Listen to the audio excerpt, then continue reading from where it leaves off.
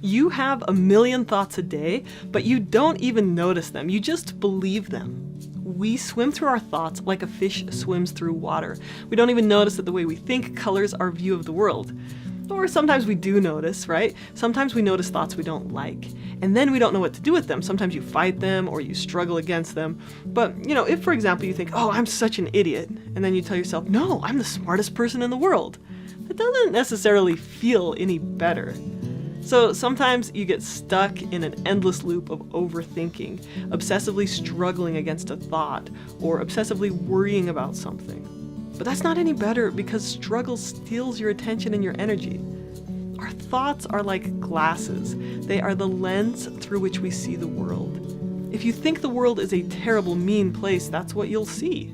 If you think people are inherently good, that's what you'll find. In this video, you're going to learn how to get unstuck from your thoughts. You're going to learn how to look at your thoughts instead of through them. You're going to learn how to take off your glasses, how to look at them, and then decide if you want to hang on to them or if you want to choose a different pair. This skill is called cognitive diffusion. It's the difference between having a thought and buying a thought. This is such a powerful skill for processing emotions and fighting depression and anxiety. If you want to improve your mental health, the skill of cognitive diffusion teaches you to separate yourself from your thoughts. And this can give you power over your thoughts instead of letting them run the show.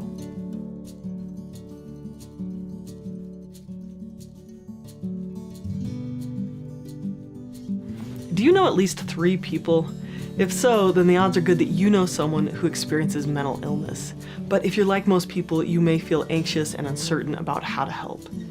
Everyone needs to learn these skills, but most people are never taught them. So I built a course with 55 short videos teaching how to help when a friend or loved one experiences mental illness.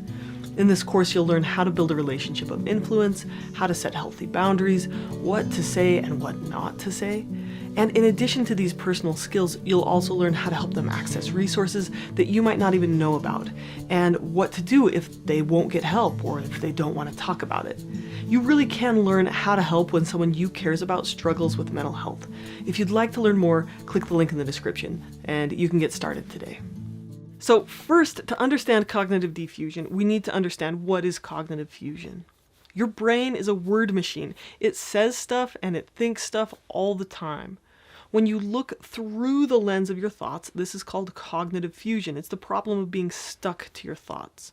Cognitive fusion is buying into every thought that passes through your mind. It's when you think something, you don't even notice it, you just believe it.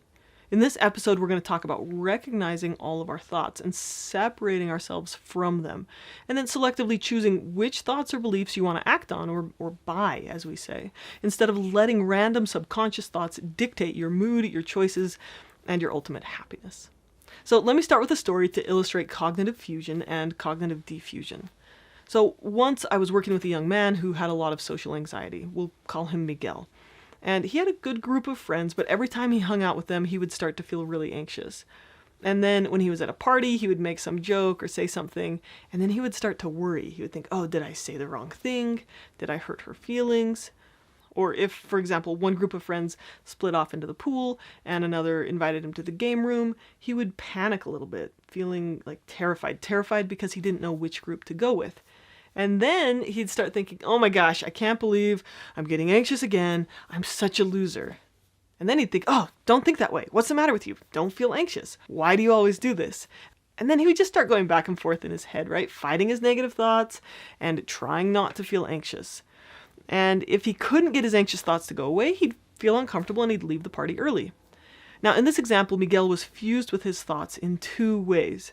The first way was that when he was trying to hang out with his friends, he got all wrapped up in trying to make his thoughts go away. He was focusing all his energy on fighting his thoughts, and that kept him stuck or fused to them instead of putting his energy into having a good time. The second way that he got fused with his thoughts is that he had an unwritten rule that he didn't even know about. He didn't notice he was thinking it, and it colored everything he did. Let me show you. So when I asked Miguel why he would get anxious, he said, Well, I always worry that I might say something wrong or that I might offend someone or hurt someone's feelings. And when I asked, well, what do you mean? He said, well, I always overthink everything I say. After hanging out, I always worry that something I said might have bothered someone or that a joke I made might have hurt someone's feelings. And I just hate dealing with all the drama. So I said, what drama?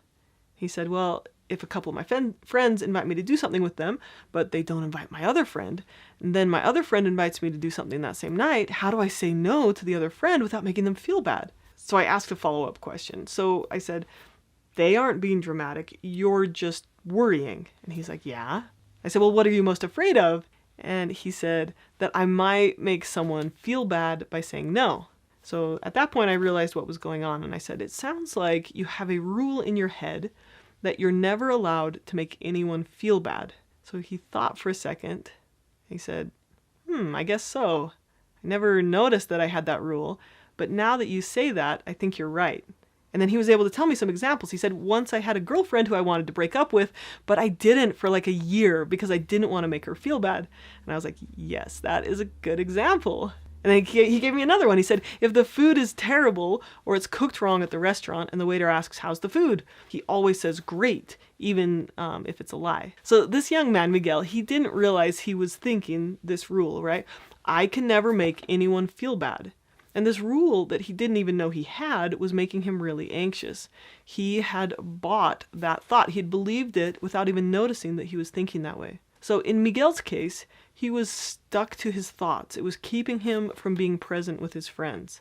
When we buy our thoughts, when we believe everything we think, it makes it hard for us to change. So the antidote to this is learning to notice your thoughts without buying them. You learn to look at your thoughts instead of looking through your thoughts. And you notice yourself as the thinker, the place where these thoughts happen. When Miguel noticed his unwritten rule, he could see how impossible it was, how it was keeping him from having good relationships. And when he was able to notice that rule, it was like, before he noticed the rule, it was like, oh my gosh, I have to make everyone feel good or I'm a bad person. And then he looks at that rule and he's like, oh, that's a thought. That's a rule I have. And he's like, that's not very helpful. And he said, and then he was able to replace it with something more helpful. So he noticed that thought and he's like, you know what, instead of that rule, I'd like to replace it with this. I can't control how others feel, but I value being kind and assertive. So he could see both of these thoughts and he could choose which one was most helpful for him. And this helped him feel less anxiety at parties and helped him focus his energy on being present and having a good time and being kind to people. Now, this idea of cognitive diffusion is kind of a difficult concept to explain, but it's easier to demonstrate. So you've got to experience it to understand it. So I'm going to give you about 4 exercises that you can try to get a feeling for what it feels like to look at your thoughts instead of through your thoughts.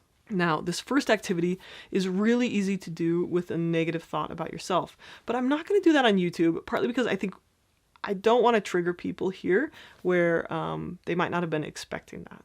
So check out the course resources in the full course to experience that activity. And instead, we're going to do a little bit of a milder version of that activity. So for the next minute, write down or say out loud all of the thoughts that run through your mind.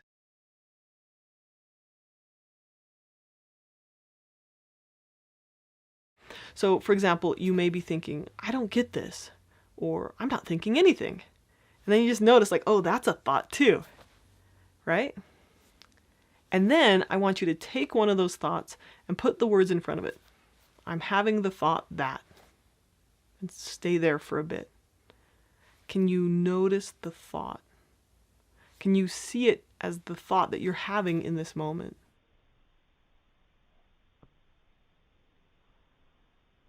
Now, replay it one more time, but this time add the phrase, I notice that I'm having the thought that. So, for example, I notice I'm having the thought that this is boring. Now, what happened? Did you notice that sense of separation or distance between you and the thought? And see if you can look at yourself while having thoughts. While you're noticing yourself having thoughts, take a second to open up your awareness to what other thoughts you're having. Is work popping up in your mind? Or perhaps the thought, how much longer is this going to take? Or are there other thoughts running through your mind? And just take a second to notice them and then to notice yourself noticing them.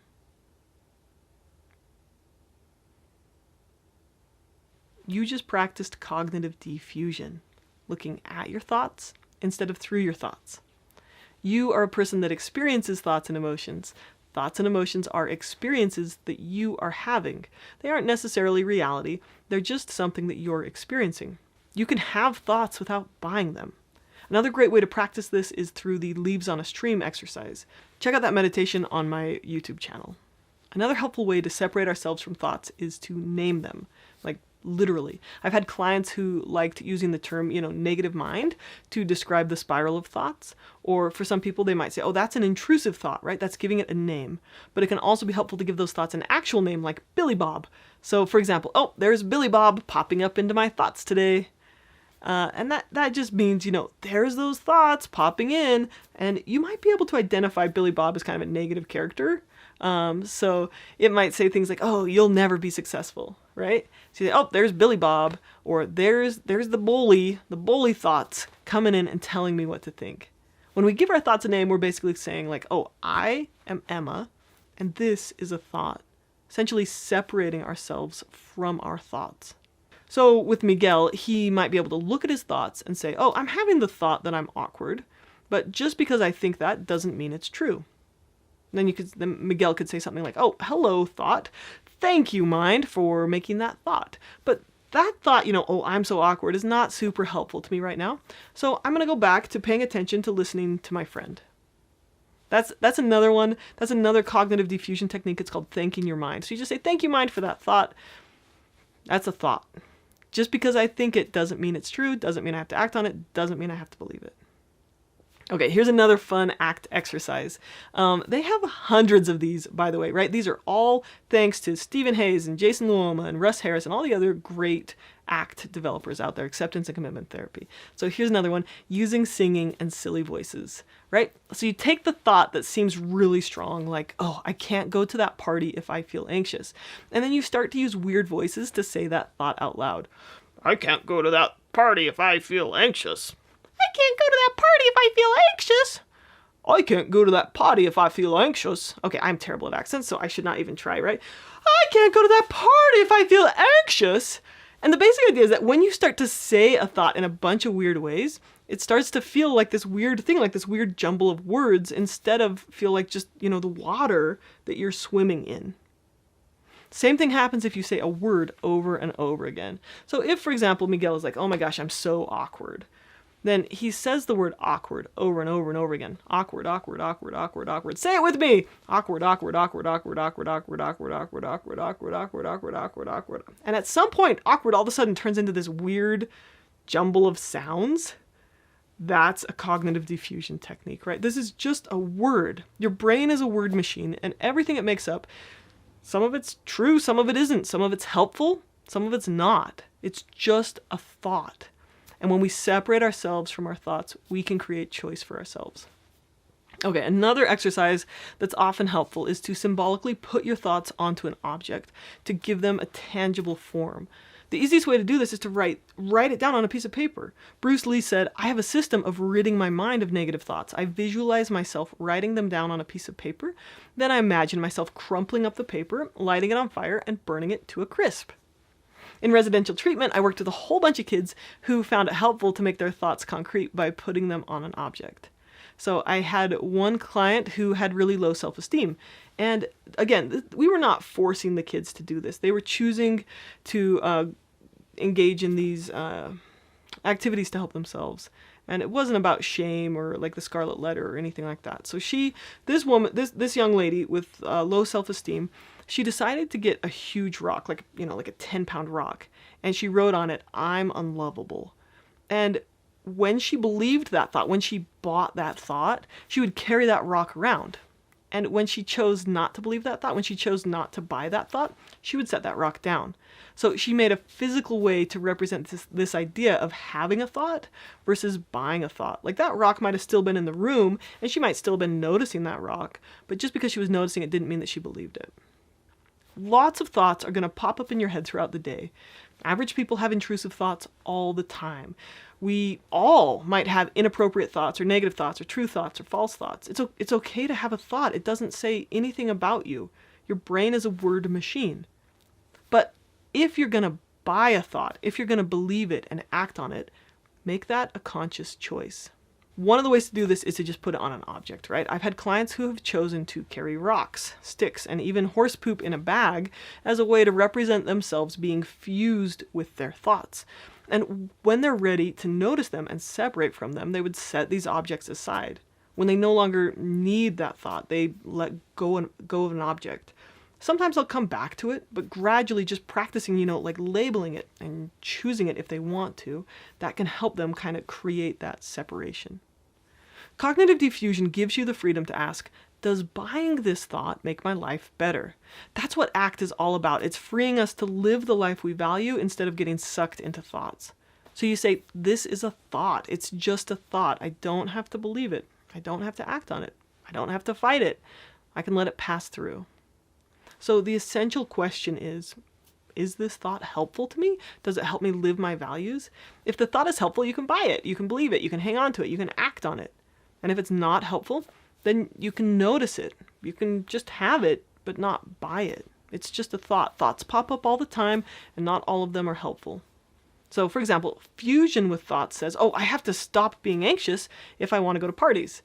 Or with the OCD, it says, I have to make this thought about washing my hands go away. It traps us in a cycle of fighting our thoughts or just believing them without even noticing it, right? With cognitive diffusion, we create space between ourselves and our thoughts and feelings so that they can have less of a hold over us. So you can say, I can feel anxious and go to that party. I can have the thought that I need to wash my hands 20 times, but I don't have to buy that thought. Now, let's just take a minute and contrast this with CBT, cognitive behavioral therapy, right? So in section 18 and 19, we talked about challenging distorted thinking. This is a CBT skill. So you might take the thought like, I'm a complete loser, and then you would challenge that thought. You would say, that's black and white thinking. Let's look for exceptions. What would a kind friend say about that? CBT gives you the skill of challenging your thoughts, which is a helpful skill for some people or in some situations. Now, for other people, that leads them to constantly struggling against their thoughts. So with acceptance and commitment therapy, we add the skill of diffusion. It's the ability to separate yourself from your thoughts and to choose your actions. So you'd look at a thought like, I'm a complete loser, and you'd say, thanks, mind. And then you'd ask, is this thought helpful for me? Thank you, mind, for giving me this thought that I'm a complete loser, but this is just a thought. Is this thought helpful to me? And if it's not helpful, if it doesn't help you live your values, then you just let that thought be there. You let that thought pass along, do whatever thoughts do, and you just look around for another thought that's more helpful to you. Now, it's not that cognitive diffusion is better and challenging cognitive distortions is worse. It's just that these are different skills, different tools. When you add skills to your emotional tool belt, you have more flexibility to find the one that works for you. So, in summary, don't get obsessed with fighting your thoughts, with trying to make them go away, or just worrying about them or reacting to them. You don't have to believe everything you think. With cognitive diffusion, we create a little space between ourselves and our thoughts. We notice them, we say, I'm having the thought that, like I'm awkward or I'm a loser. Instead of saying, I'm a loser, say, I'm having the thought that I'm a loser. Then we can ask ourselves, is this thought helpful? Does it help me live the life I value? So does that thought help me? I'm such a loser. It doesn't really help me take any action. Okay, I'm just going to notice that thought. I'm going to choose one thing I can do to, make my life better or whatever that is. So that frees us to choose what's most important and to allow other thoughts to pass through so that we can focus on living the life we want. The acceptance and commitment therapy gurus have made some great videos and recordings to help people understand and practice this. So check out a few of them. The links are below. Thank you for watching and take care. This video is one skill from my 30-skill course, How to Process Your Emotions, where I teach 30 of the most essential skills for resolving depression, anxiety, and improving mental health. Emotion processing is an essential skill for working through intense emotions, but most people have never been taught how to do it.